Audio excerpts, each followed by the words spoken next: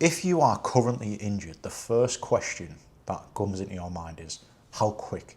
How quick does it take to recover? How quick does it take for it to get back to normal? How quick is it going to be until I no longer have pain and have full function of that joint, whether that's shoulder, elbow, knee, lower back? That's the first question. But fast forward a couple of months and now you're in a position of, well, it doesn't actually hurt that much. Fast forward a couple of years, it's still there, right? Which leads you to the second question. How many training sessions do you need to be doing per week to actually get over these issues, get rid of the symptoms, and actually build strong and resilient joints? I'm going to cover that mainly in this video because the first question is actually a really simple answer. Why you should listen to me. I'm a former British paratrooper, Special Forces Support Group operator, trained thousands of elite soldiers in overcoming injuries, building strength in their joints and physical resilience for risk to life situations. If we don't get this right, then fucking horrible shit happens. Now anyway, I've left the army and I train mainly jiu-jitsu grapplers in helping them delete their injuries and do exactly the same. Build that physical body armor. That's why you should listen to me, right? Also, I don't really like editing my videos. I like to just keep you engaged with what I'm saying. I'm not going to sugarcoat anything. I'm not going to edit out any times where I mumble the words. So you can expect that authentic video anyway. So the first question, and it's important that you compare the advice that I give you versus a fucking doctor in an office sat in a suit who's overweight, right? Because how long is it going to take? How long's a piece of string, right? As I say, I do this for a living. I help people with these issues for a living. And I don't tell them timelines either, because it depends on your body's ability to recover from training sessions. However, key words there, training sessions. If you're not fucking training these areas to get stronger, what is the reason that it would ever get stronger and lower the symptoms? So forget about the timeline and think about the journey, right? Because I don't know what it is. Maybe it's part of our survival instinct. Is it a quick fix? Is the first thing that comes into our head, is it a quick fix? I've tweaked my hamstring, is it a quick fix? The amount of people that message me on social media, this is my issue, is it a quick fix? It's like, hold on a minute, right? When is anything in life a quick fix? You know, you go and get acupuncture, you get like a massage, thinking it's a quick fix. No, mate. The reason these things have happened is because you have conducted yourself in a certain way for a certain period of time, and then all of a sudden, it's just went poof, and you're in this situation now, right? So all I can say is that, is it a quick fix? It can be a quick fix if you're willing to do things that you have never done before in your life, like get a decent amount of sleep, like eat well, like lift in the gym. This is what makes it a quick fix, which gets me onto the second part. How often do I need to train per week to make it a quick fix? Now, this is going to be the mind-blowing part of this video. If the severity of your injury should increase the amount of your training sessions. If you're not that injured, then you can probably get away with a few sessions per week. If you are very injured, you should be doing something every single day, right? And I need you to realize this, and I need you to really come to peace with this realization based on, you know, where you currently sit on that scale of severity, or just a niggle that's a little bit sore. Because severity means that you're going to be very motivated. If it's very severe, very chronic, you're going to be very motivated to get yourself back to like that baseline.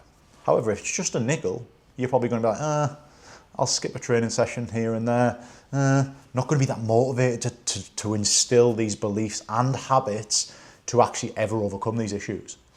People always come to me and they say, what do I do? What do I do, right? People are always motivated to take action here in the chronic setting, in the severe setting. However, they will overcome these issues. What's crazy is how this is inverted.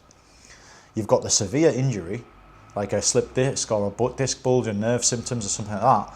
These people actually get results quicker than these people because these people take more weekly action. These people put it on the back burner. Oh, it's all right. It only hurts a little bit. Isn't that mad? Does that not blow your mind that the severe injuries are actually sorted faster? But it's not because the injury actually recovers faster. It's because this demographic is willing to do more positive action to get themselves back to where they want to be. However, if they just did these ones, they'd probably be over them in, a couple of months. But they don't. They don't take the necessary actions. You will get a doctor, you will get a physiotherapist, right? These physiotherapists, they know a bit about the body, they know the general stuff about injuries and stuff like that. What they're also armed with, a lot of them, is a master's degree. And in that master's degree, they have learnt a little bit about acupuncture, they've learnt a little bit about massage, and they like getting their hours in. So you are the perfect person to help them get their hours in. Also, it adds a little bit more money into the situation for them as well. And that is you fitting into that quick fix cycle. But the problem isn't actually the pain. The problem is a lack of strength and a lack of function in that joint. So, getting onto the training session side of life now. Severity. If you have got a severe joint injury, you need to be training it pretty much every day, right? And what you do is going to be dictated by the severity of that injury. And isometrics is a good start, but you just have got to have the ability to look at the joint function, look at what you can do, look at what you can't do without any symptoms, and give yourself a rule, like a 4 out of 10 pain. Don't exceed 4 out of 10 pain, and just start trying to increase the range of motion of the joint, and then the strength of the joint. And that process, them habits, never leave your life, because most of the reason why you are in this position now is because you let yourself get into this position as an accumulation of months and years of poor habits, poor eating, poor sleep, and a lack of effective strength training, right? So honestly, it sounds daft, but you have to come to that realization at the earliest possible stage. You need to hold your hands up and go, look, all right, I can take this one on the chin here. I should have done better, and you could have legitimate excuses for the reasons your standard slipped. You could have family life, you could have had 2 kids, all the rest of it. Hold your hands up, just go, look, all right, sound. I'm happy with, I did let my standard slip, but now I'm clean slate, and I'm gonna move forward with optimism, and I'm gonna make sure I'm doing things right.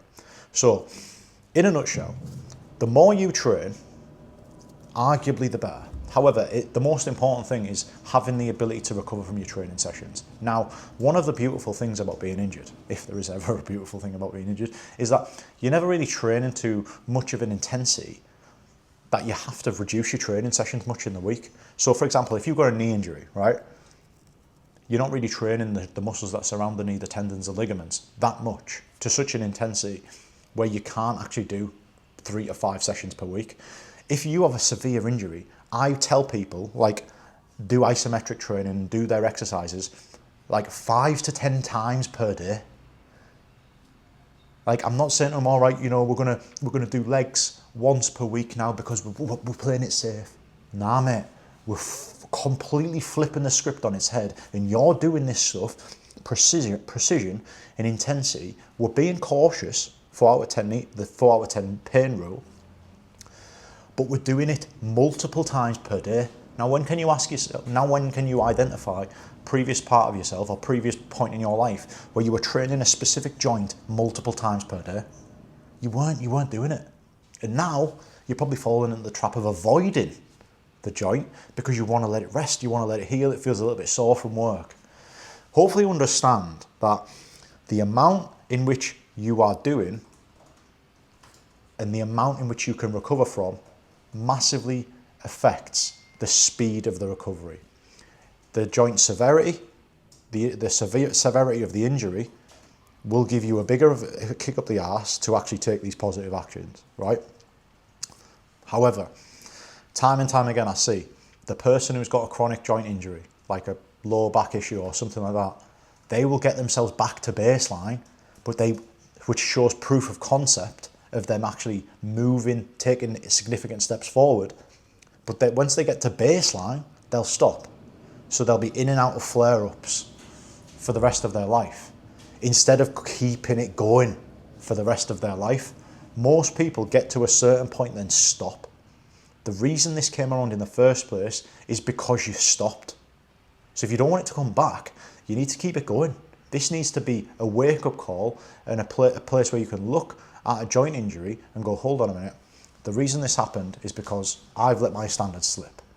You upgrade the standards, bring the habits in, keep them into your life, right? So the general theme of this video is you should train injured areas a hell of a lot more than you currently do, right? I understand and appreciate, because I work with blokes like yourselves on many occasions on my one-on-one program, chronic injuries, people are motivated more because they're in more pain. The people that aren't chronic stay injured for longer because they're not in pain. And it's the most stupid thing ever. It's like, when are you going to be willing to take the hit? Your shoulder's fucked, it's your fault. Look at yourself in the mirror, blame yourself, and start adding in some regular shoulder training to your training week. Whether you're doing martial arts or whether you're doing kayaking, maybe stop some kayaking for a couple of weeks and start adding in 4 weightlifting sessions per week. And then have daily rehab at home as well, 3 to 5 daily rehab sessions. That means per week you're training like 10 or 15 times. And a lot of doctors will be like, because they don't have the depth. They don't have the depth of knowledge that I do. So they can't give that advice. They'll panic because they actually believe the same things as you. They're like, oh, right, injury, knee, oh, panic. You know, they don't have the depth to show that this stuff works. Do you know what I mean? So they can never give that advice. So you need to be very careful about who you listen to. As I say, I do this for a living. I do this on my online coaching program called the Longevity Program, where I literally build everything out for you, right? Whether that's a rehab program and a training program for the rest of the joint. I build you 2 paths, educate you on everything, support you on everything, but also I'm able to make you excited about things that you previously weren't excited about. And one of the most powerful things about this isn't the training, isn't the food that I tell you to eat, and isn't the fact that I tell you to sleep 9 hours per night. The most powerful thing I do in my whole online coaching program is allow you to be comfortable looking in the mirror and going, yep, my standards have slipped. However, this is how I'm going to improve that. And that is exactly what I do. And that's exactly how I'm able to get amazing results for people that are injured and get rid of their injuries and beyond as well. If that's something you're interested in, the link in my bio is to book onto a call with me, and I can discuss more about your unique situation. But hopefully this video has given you enough motivation to not listen to people that are telling you no and keeping you in that state of fear. Keeping you in a state of fear is a very profitable place for you to be, right? You can do a hell of a lot more if you are careful than you would ever imagine, right? So start training these joints. Start training yourself in the areas that cause them a little bit of pain, because the pain isn't the problem. The reason for the pain is the problem. And the reason for the pain is through a lack of strength and a lack of function in tendons, ligaments, and muscles. That's it from me. See you in the next one.